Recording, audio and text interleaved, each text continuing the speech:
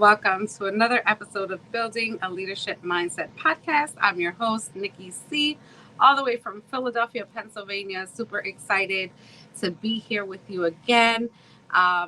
Building a Leadership Mindset podcast continues to bring some amazing entrepreneurs highlighting their journey from the beginning, some challenges, some mindset, and going into what they're doing today and how you can connect with each of them. First, a huge shout out to our sponsors, Jose Escobar with the Connected Leaders Academy, Julian Noah with Breathe Capital Planning, and Patrick Rude with the IRS's Dirty Little Secrets. Again, thank you so much for joining us. And if you want to know what's going on in the bomb global world, definitely connect with us at www.buildingaleadershipmindset.com.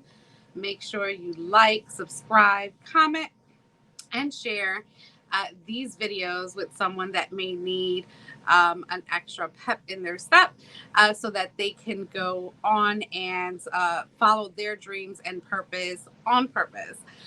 So without further ado, let's introduce our guest today. Her name is Meghan Holder, currently hailing in from the ancient city, St. Augustine, Florida. Meghan serves her community through several different healing modalities, to include a podcast to brain training, Reiki, and art, and found a nonprofit to help improve our environment.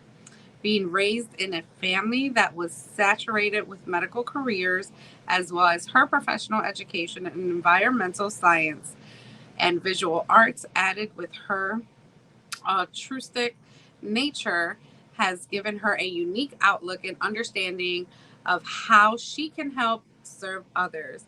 She is an avid nurture lover and enjoys gardening, walking her dogs on the beach, and capturing the beauty that Mother Nature shares. She is also enjoys the occasional community drum circle and is a member of the Gypsy Pirate Players dance group that entertains the public with her playful dance flash mobs down the main streets of Old St. Augustine. Well, I will be there in May. And Meghan, we definitely have to connect. Without further ado, let me bring her right on here. Welcome, welcome. How are you? Doing great. Thank you for having me on here, Nikki. And yes, looking forward to you coming down in St. Augustine in May. A lot of the names that you listed in the sponsors are familiar to me. So I'm glad to be here. And thanks again for the invite. Awesome, awesome, amazing. So we connected, I believe, through Natalie, based on the Speak Up Girl competition that we're having in St. Augustine in May 24th. That's how we connected. We had a virtual coffee. We got to know each other. There was some synergy, and I said, "Hey, I need to bring you on my podcast." So Thank you. thank you so much for accepting the Yeah. invitation. But tell us who Meghan is. Where did you come from? Where did you grow up? How was your Yeah. family dynamic? And how did you get to what you're doing today? Okay. Yeah. So I was born in Arkansas, was not raised there. My dad was in the military, so we moved around quite a bit. Um, I'm the only child, so that can be a blessing and a curse at the same time because you get all of the attention, whether it's good or bad. If and we had pets, so instead of going through siblings' names, I went through the pets' names before they got to mine, get in trouble. Um, so let's see, we lived overseas for a bit, moved back, naval stuff. My dad ended up getting out of the military when I was about 12, but then we moved back to the, I guess, Midwest, Arkansas, Oklahoma area. And since then, I left Arkansas probably about age 17 or 18, came to college in Florida, had some life experiences with that, and finally finished my professional education. Well, not finished, but got my degree in biological sciences in 2010. So, yes, it's a whole slew of a menagerie of different interests and learning skills along the way. Yeah, so in all those travels, going overseas and having to obviously change your environment, how did you adjust to the new scenery, new friends, new schools, and things like that? I guess the extracurricular activities was a big thing. Like we did group sports, so I was involved in competitive gymnastics in most of the places that we lived. So getting in the groups there. My family was also pretty involved with the religion that we were associated with at that time. And so being a part of the congregation was also a big part of life as well. Thank you so much for sharing that. And when you finally get to Florida, you finish your degree, do you use it? And how did your current field or career, does it match up to that? In some aspects, yes, because the degree is actually in marine and environmental science with a minor in chemistry and visual arts.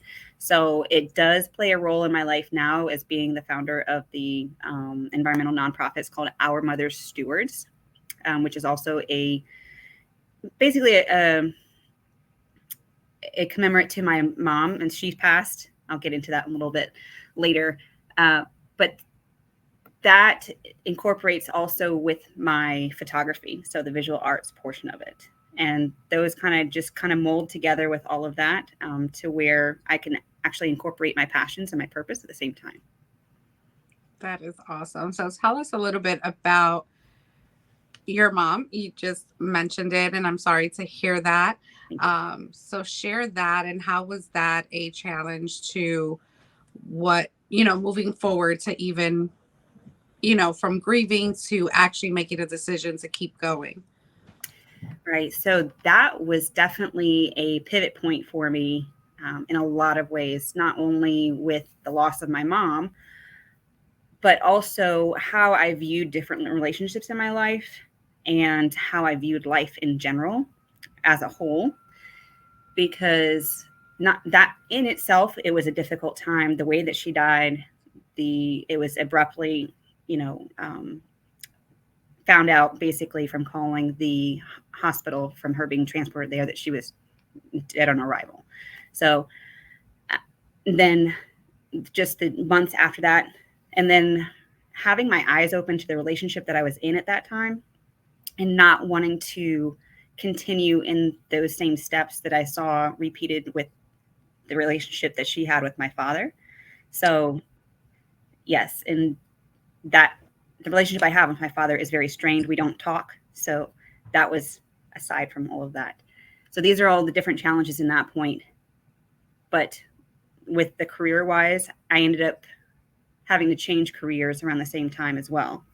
And it was just a whole big whirlwind of change, and definitely an enlightenment to enjoy life more. It doesn't have to be walking on eggshells. You can actually do things that you enjoy and still have income coming in. Absolutely. And how do you feel like your mindset was at that time to make decisions? What type of strategies did you have to put together to make it through it, right?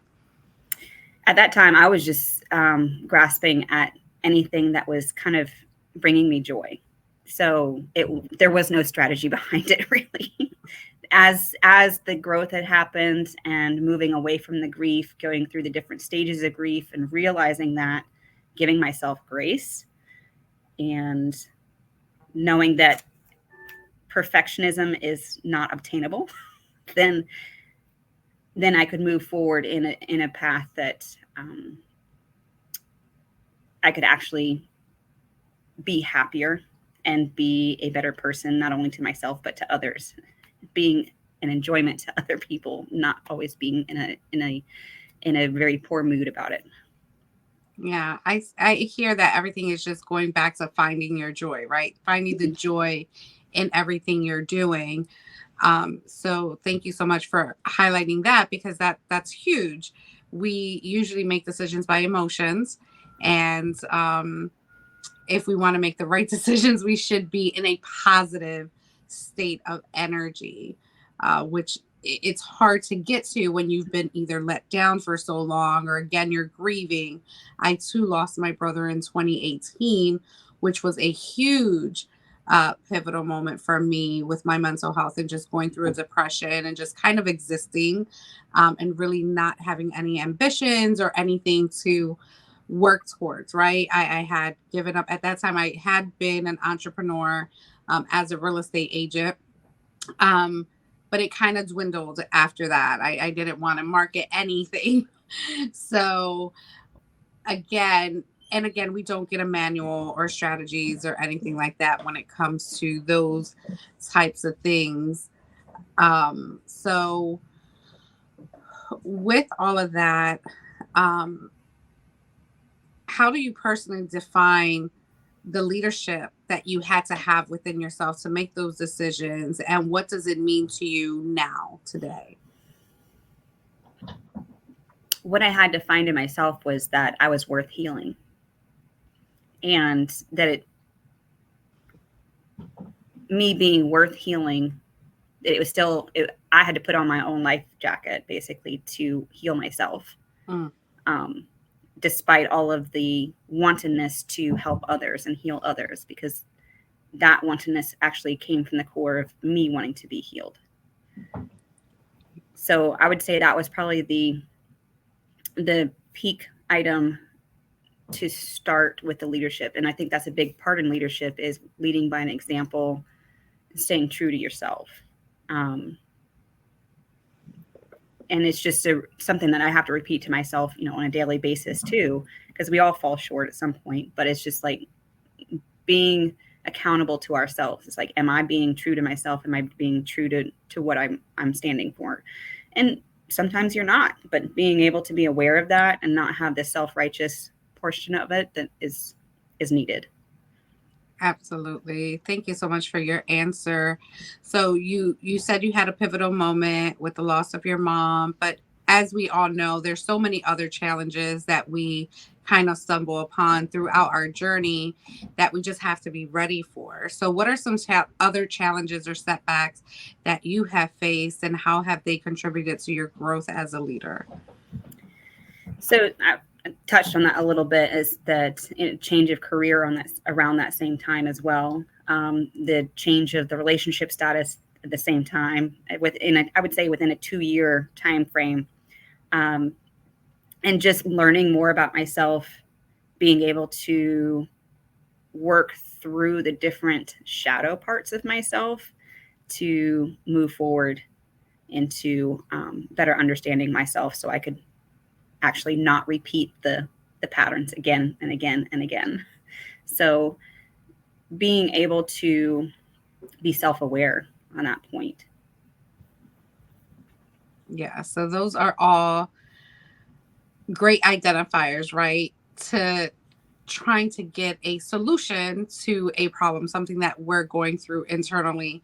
And I love that you went and looked and started doing the things that you needed to do to find those, to find what you were looking for. So what are some steps was coaching involved, to identify who you were? Were they self-help books? Were they Oh my gosh, I would say all of YouTube? that. Yeah, there was coaching, there was counseling, there was self-help books, there was shelf help. I mean, I'm still, struggling with the shelf help part.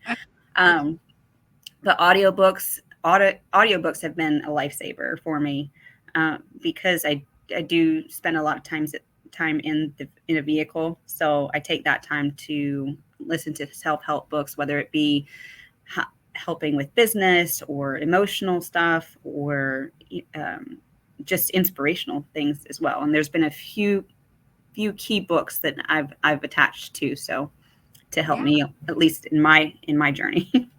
Awesome. Can you share some for the audience, some tips, like what worked for you during this time? You can name about 2. So The Alchemist, if you ever read that, and the Awakened Woman, I believe, is that, Tara I. Trent. So those are 2 top ones there. And then I'm rereading the 4-Hour Work Week, which has a ton of different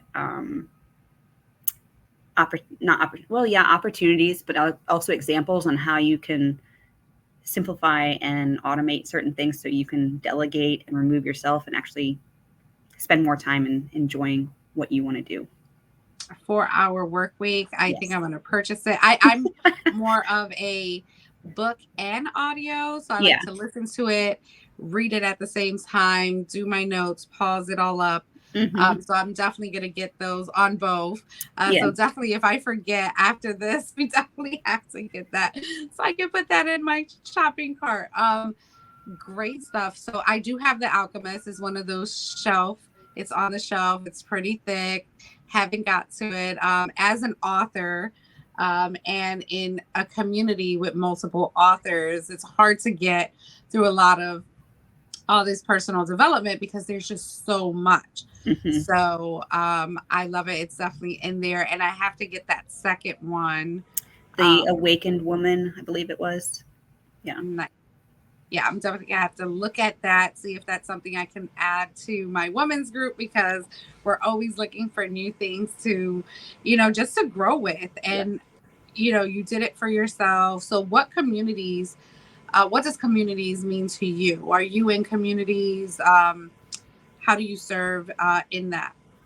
And how has it served you? Yeah. So I think that as we grow, then we learn more about ourselves, our communities will change. And, evolving and changing and learning when to move to the next one, if it to see which ones might serve you or you might serve better as well. So I am in at least one. The Gypsy Pirate Players right now is just a fun one to, it's a women's group, dance group, just to play and have fun and have that community, like you were saying. So that's one right now.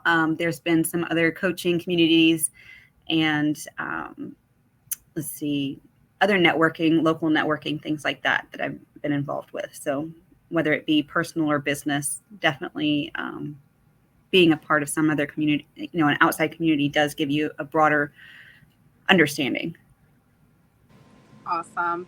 And when I read the Gypsy Pirate Players dance group, I'm like, oh my God, I'm a trained dancer as well. Been dancing since I was 5.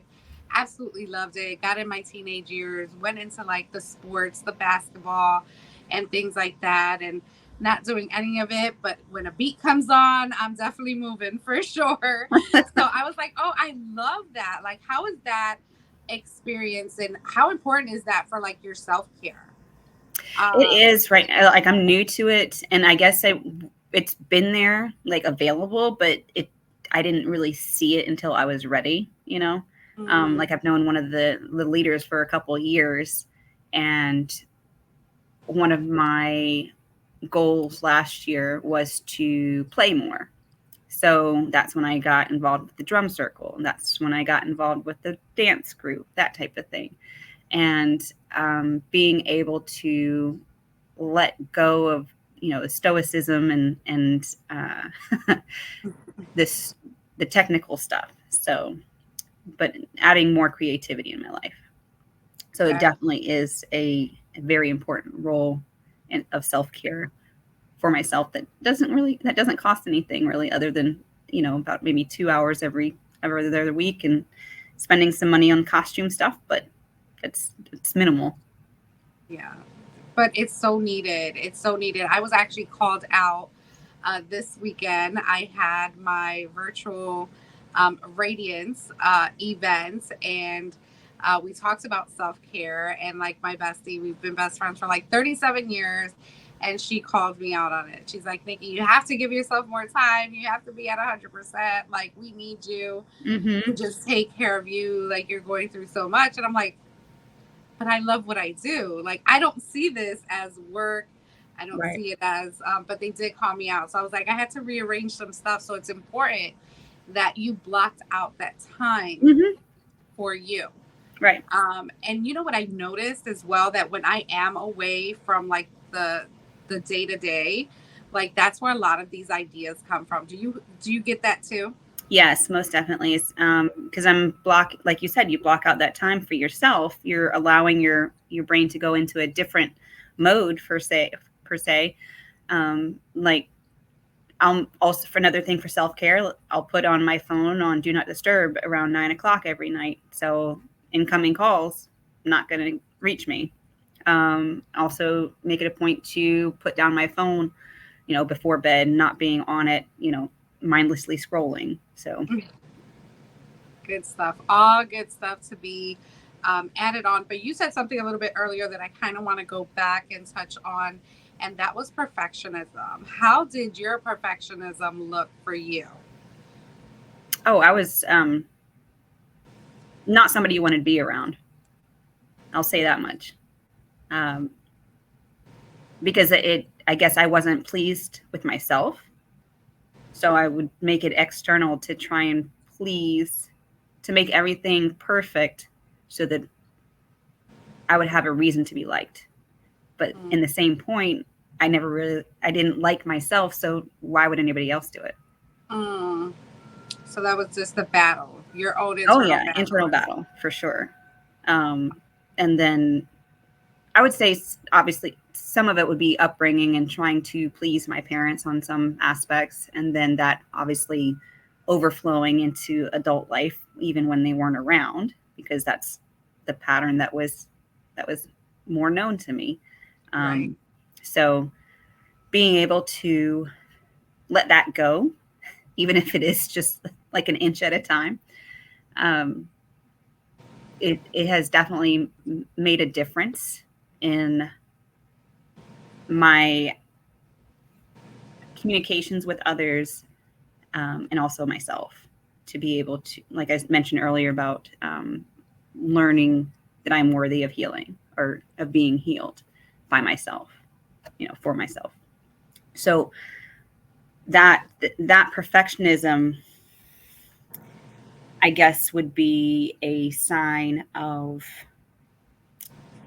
low self-esteem, because I was always trying to correct something, because I was never felt worthy or up to par to what the standards needed to be. But Wow. to understand that perfectionism is not obtainable was a big turning point. Powerful. That's so important because there's so many of us that struggle today, both men and women, of really that hurt or that upbringing that we have, like just be quiet, speak when you're spoken to, just those little comments that us as parents don't think is a huge factor on what can potentially happen in our future. Mm-hmm. So being able to identify that in adulthood and just say, you know what, this does not have to be mine. Like Right. this feeling, this unworthiness, like this thought that we've created that really doesn't exist, but we make it, like it manifests in our head because of the past information that has been placed in. So I always encourage people to really look within before even starting a business, before even, and I'm not going to say don't start it, because we're not like you have to be perfect when you get started. No, but the work starts once you make that decision, and to be able to work through it as you go. So I love that you said that. Great point. So this is a perfect example. I also had perfectionism, whatever that is, right? Because this building a leadership mindset podcast, it was actually birthed, like the YouTube channel was actually birthed in 2020, like February, Mm-hmm. right before we were smacked with the pandemic. It sat for 2 years with one video on fixed mindset and growth mindset, because again, if it wasn't scripted, it wasn't getting done. If my hair wasn't right, it wasn't getting done. If I didn't have my, like, I needed it to be perfect, and then I became a notary, so I was also on the road, 24, well, not 24 hours, but definitely, for a long time. I did that for 2 years, and I finally get in this space, right? Get into a circle of community, get into building my own community and all that stuff. And then I was like, wait a minute, like, this is it. Like, I have to do something now. Like, my voice has to be heard. Like, I'm not the only person going through this. There's so many people that we can reach, and then making a decision to bring other entrepreneurs on that say we are just the same. Like we may have not went through exactly the same thing, but we all go through struggles, but we do it anyway. So I just want to thank you for sharing all of that. We're going to take a quick break. I have another question, and then we're going to see what you have going on in St. Augustine and what you have available. So we'll be right back. Just one moment. Hi, my name is Jose Escobar, and I'm the founder and CEO of the Connected Leaders Academy. We're a growing tribe, a community of some of the highest level entrepreneurs, high performers, titans of industry all over the world. If you're an entrepreneur and you're looking to scale your business, take it to a whole nother level, the Connected Leaders Academy is your hub. You want to be a part of this tribe, and mainly for 5 reasons. To grow, personally and professionally. We all want to be better people. We all want to be better entrepreneurs. To scale your influence. We all want to have authority in our space, be the go-to person in our industry. Of course, move the needle in your business. What does that mean? More money, more clients, leads, referrals, endorsements, collaborations, it's all here. We want to develop our skill sets. We're all working on something. None of us have arrived. And of course, we want to grow our network and our circle exponentially with more intentionality, more ROI, and better results. The Connected Leaders Academy is now well over 350 members, paid members. We are in 42 states across the US and 17 international countries. We're talking about awesome places like Italy, Malta, Australia, UK, Hong Kong, Pakistan, India, Germany, France, South Africa, the list goes on.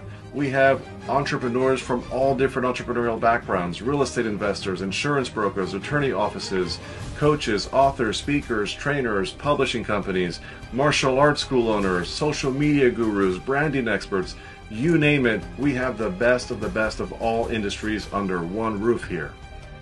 I welcome you to join the Connected Leaders Academy today. I want to invite you personally to set up a virtual coffee with me. How do you do that? Go to www.connectedleadersacademy.com. Again, connectedleadersacademy.com.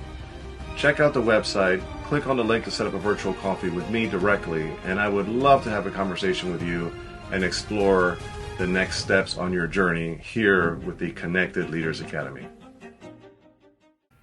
Hello. We are back here with Meghan Holder, all the way from Florida. All right, Meghan, how do you maintain a positive and resilient mindset, especially in challenging situations? I chose that question, because basically it doesn't always happen. So, a lot of times we hear these empowerment coaches saying, be positive, be positive, be positive. Yes, but it's not always going to happen. I would say what has helped me is to learn grace with myself, that it's not always going to happen, but to catch myself when when those negative thoughts come in. And then instead of focusing on those negative thoughts, think of what I actually want an outcome to be. So recently I've been having some negative thoughts about a business aspect or something, and I will catch myself however many minutes in, or hours for that matter, I'll say that, as I'm ruminating on it, and then it's like, this is not what I want. I want something else. So let me focus on something else. Like, what do I want the business to look like? What do I want my team to look like? What do I want to look like as a leader? How much did I help the community this year? That type of thing. What is the outside of the office going to look like, when all of this is done? That type of thing, versus worrying about one thing or the other, but just being able to focus on something that you want versus the things that you don't want. I love that. I love that you just have a conversation with yourself. You ask yourself these questions, right? You can prepare each. And I usually look at reflection. Sometimes I do it once a month. Sometimes I do it every quarter. I can do it a week, depending on what the situation. But if it's like instantaneously, like right in the moment, like I have to make a decision on why I'm feeling like this and do I want to stay in this space?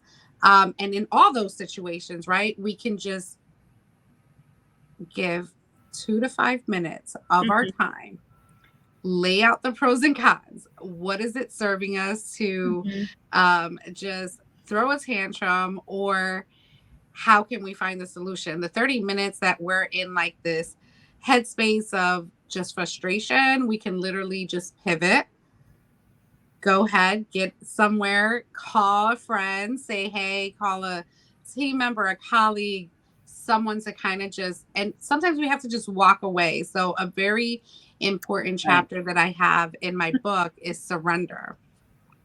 And surrendering is important because that's something that we don't know how to do because of various reasons, our pride, our stubbornness, whatever other adjective that we want to claim, right, of who we are. So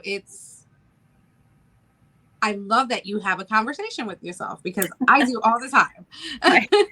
Asking myself, and it is okay if people are not having conversations with themselves, I don't believe them because that voice is constantly in our head like Yes. all day long.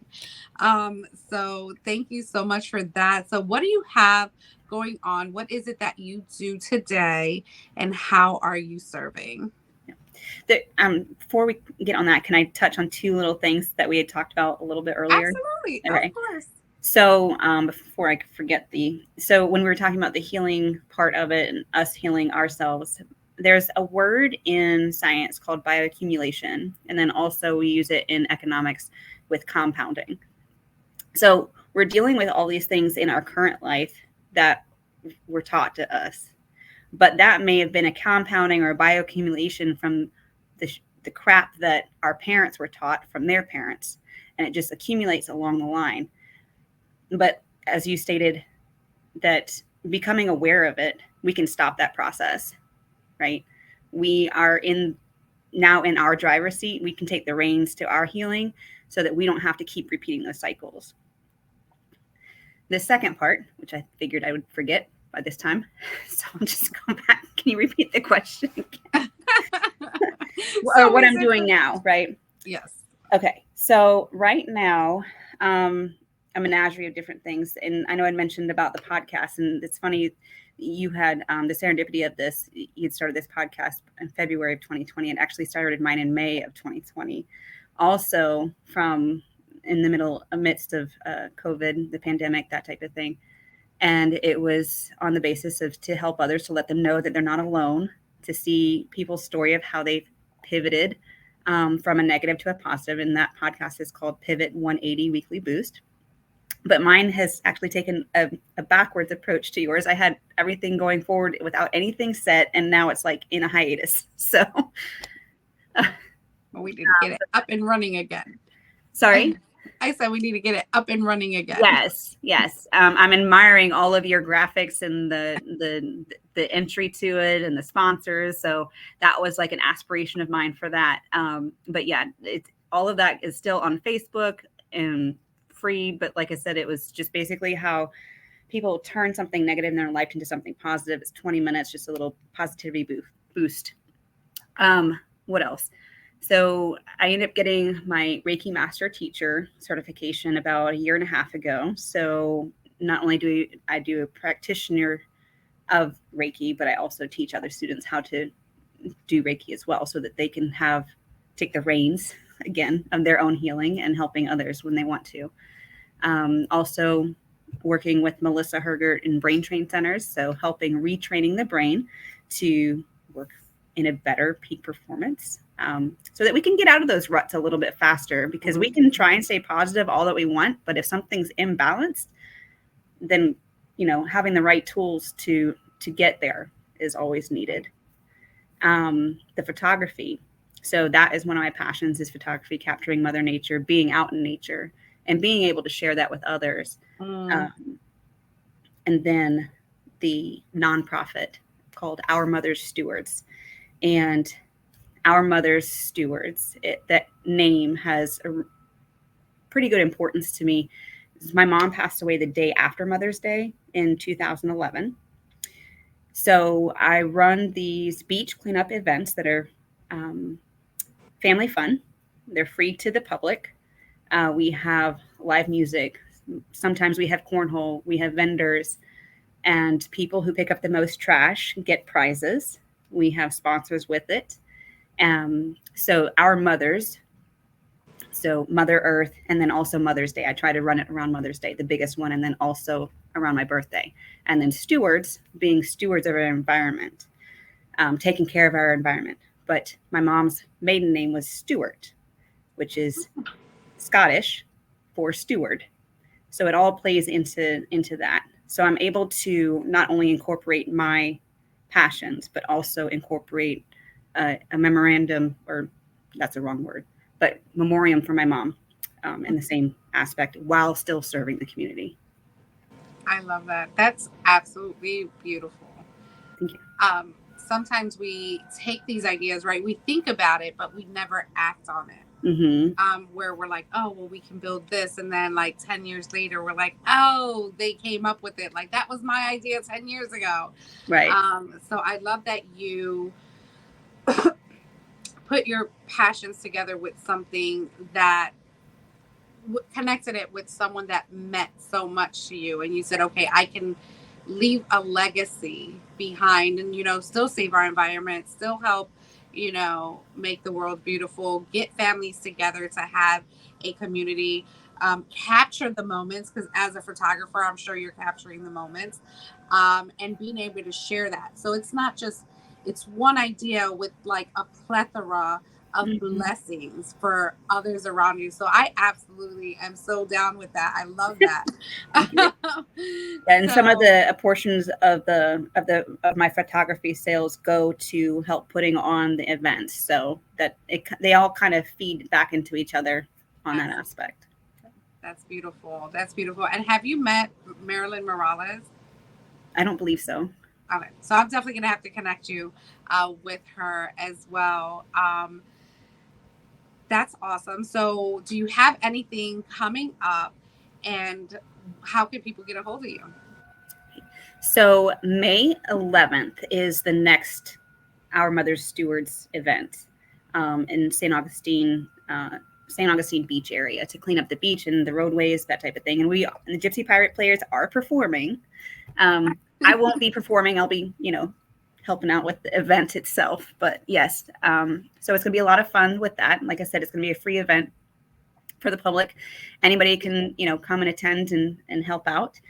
So that's the next big event for that. The next one after that is in July and then October. So those are the big events.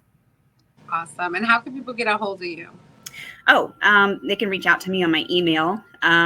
For Our Mother's Stewards, that would probably be the easiest way, is ourmothersstewards@gmail.com. And we will definitely have that in the show notes as well, so that you can connect with Meghan. It has been absolutely phenomenal getting to know you. I've learned some new things today, so we definitely will stay connected for sure.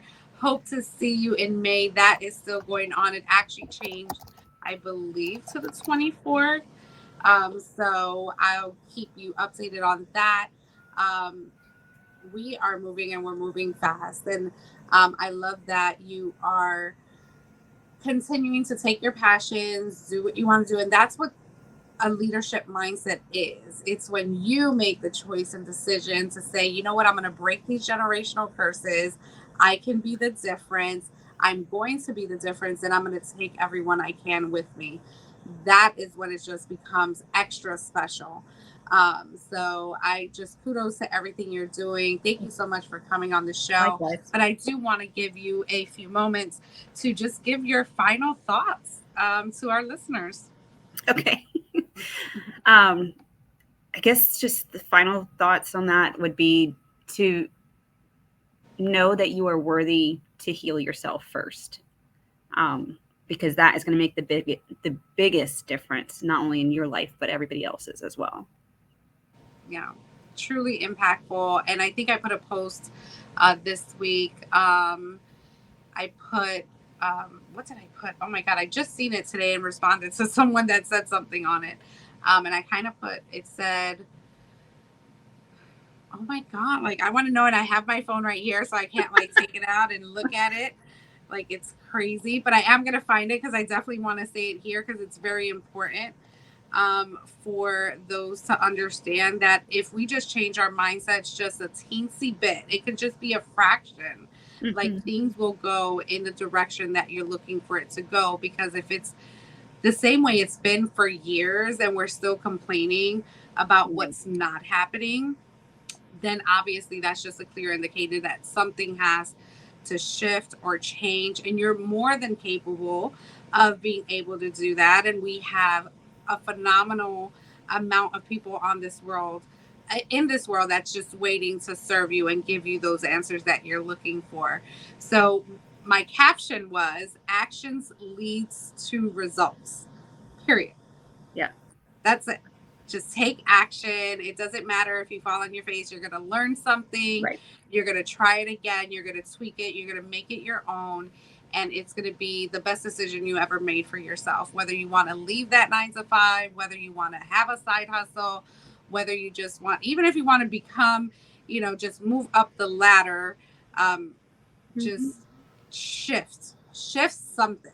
Right. So thank you again so much, Megan. You've been absolutely phenomenal. It was a pleasure having you on. Thank you so much to our listeners for continuing to support Building a Leadership Mindset. And as I always say, have a great day and make it count. Thank you so much. You're welcome.